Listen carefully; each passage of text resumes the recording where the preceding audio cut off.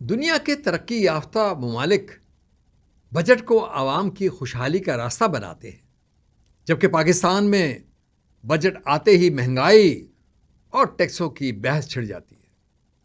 جہاں ترقی یافتہ ملکوں میں بجٹ ترقی، روزگار اور ریلیف کی نوید ہوتا ہے، وہیں پاکستان میں بجٹ سن کر عوام کیلکولیٹر اور جیب دونوں سنبھالنے لگتے ہیں۔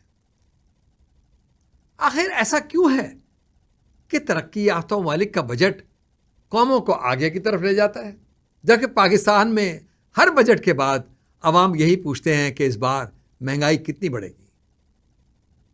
اصل سچ جو کوئی نہیں بتائے گا۔ غریب پوچھ رہا ہے، ایوان اقتدار سے میرے حصے میں بھی کچھ ہے یا صرف انتظار؟ السلام علیکم ناظرین، میں ہوں باسط جلیلی ہیوسٹن سے، اور یہ ہے وہ چینل جو کوشش کرتا ہے کہ سچ آپ تک پہنچے، چاہے وہ اقتدار کو پسند آئے یا نہ آئے۔ 452 ارب ڈالر کی معیشت اور غریب کے گھر میں چولہا ٹھنڈا، یہ کیسا بجٹ ہے؟ یہ کیسا نظام ہے؟ آج سب کچھ بے نقاب ہوگا۔ چلیے تاریخ کا آئینہ دیکھتے ہیں۔ 79 بجٹ، 79 وعدے، اور عوام وہیں کے وہیں، بلکہ دن بدن گہرائی کی طرف، تنزلی کی طرف۔ ناظرین، وفاقی بجٹ 2026-27 پیش ہونے والا ہے، اور ہر طرف ایک ہی سوال گونج رہا ہے، اس بار کیا ملے گا؟ ریلیف یا رگڑا؟ 1947 سے آج تک تقریباً 79 وفاقی بجٹ پیش ہو چکے ہیں۔ 79 بجٹ، 79 وعدے، 79 بار کہا گیا اگلا سال بہتر ہوگا، اور اگلا سال آیا تو بجلی کا بل دگنا، گیس 3 گنا، پٹرول 4 گنا۔ ایک دفعہ بھٹو صاحب نے کہا تھا، بجٹ صرف اعداد و شمار نہیں، یہ سیاست کا امتحان ہے۔ لیکن ناظرین، اس امتحان میں آپ کو پتا ہے فیل کون ہوتا ہے؟ صاحب اقتدار نہیں، ایلیٹ کلاس نہیں، اس میں فیل ہو جاتے ہیں عوام۔ آج وزیر خزانہ محمد اورنگزیب نے ایک سروے پیش کیا، اور کچھ نمبر ایسے ہیں جو ہر پاکستان کو جاننے چاہیے۔ انہوں نے خود مانا، اس سال سیلاب آیا، امریکہ نے ٹیرف لگائے، مشرق وسطیٰ میں جنگ چھڑی۔ مشرق وسطیٰ کا بحران نہ ہوتا تو جی ڈی پی 4% سے اوپر جاتی، یعنی دوسروں کی جنگ نے ہماری معیشت کو تباہ و برباد کیا۔ یہ وزیر اعظم کا کہنا تھا۔ جی ڈی پی گروتھ 3.7%، بڑی صنعتیں 6.1%، سیمنٹ کا شعبہ 10%، کھاد کا شعبہ 17%، ٹیکس وصولی 11.3% اضافہ۔ معیشت کا حجم 452 ارب ڈالر۔ لیکن رکے، فی کس آمدنی کا ہدف تھا 5,60,000 روپے، ہوئی صرف 5,33,000۔ نمبر بڑے ہیں مگر عام آدمی تک نہیں پہنچے۔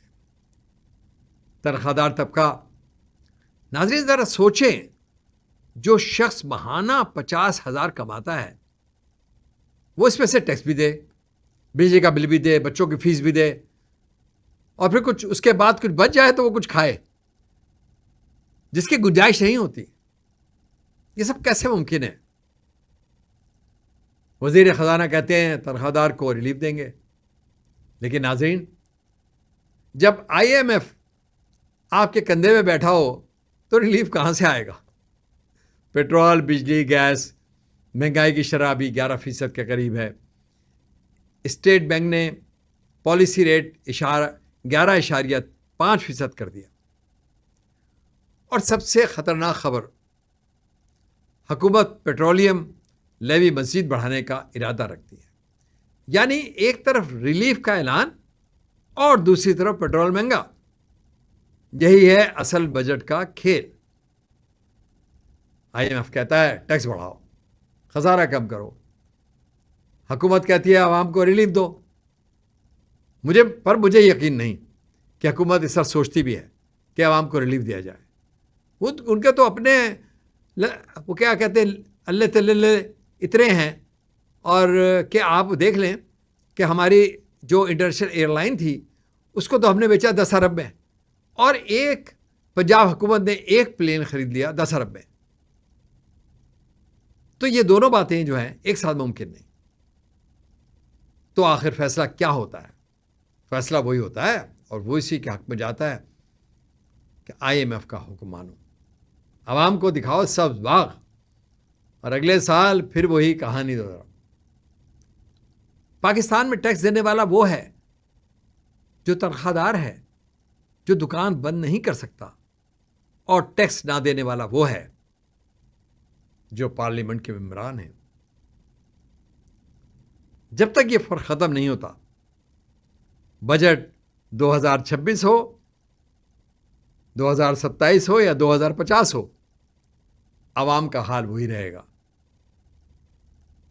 بجٹ صرف اعداد و شمار نہیں، یہ ہر ماں کی سبزی کی ٹوکری کا فیصلہ ہے، ہر باپ کی رات کی نیند کا سوال ہے، ہر بچے کی اسکول فیس کا معاملہ ہے.